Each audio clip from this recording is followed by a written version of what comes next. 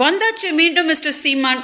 ரொம்ப உத்தமர் மாதிரி தமிழ் தேசியத்தை பற்றி இவ்வளோ கதை பேசிட்டு, நான் ரொம்ப நல்ல தமிழ் அப்பா அம்மாவுக்கு பிறந்திருக்கிறேன் அப்படின்னு இன்னைக்கு சொல்லியாச்சு.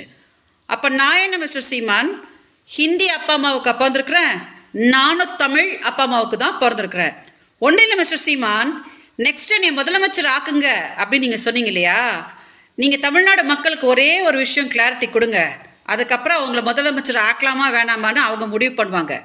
போன வருஷம் மார்ச்லேருந்து ஆகஸ்ட் வரைக்கும் நீங்கள் என்னோட வங்கியில் 50,000 ரூபாய் போட்டுட்டு, இது கைலிக்கு தெரியக்கூடாது, நாம் தமிழர் கட்சிக்கு தெரியக்கூடாது, மீடியாவுக்கு தெரியக்கூடாது, தமிழ்நாட்டில் யாருக்குமே தெரியக்கூடாது அப்படின்னு என்கிட்ட சத்தியம் வாங்கிட்டு, அதுக்கப்புறம் ராவு பகலுமா என்கிட்ட வீடியோஸ் வாங்கினு என்னை டார்ச்சர் பண்ணிங்களே, அதெல்லாம் தாங்க முடியாமல் தானே நான் வந்து வழக்கு கொடுத்தேன்.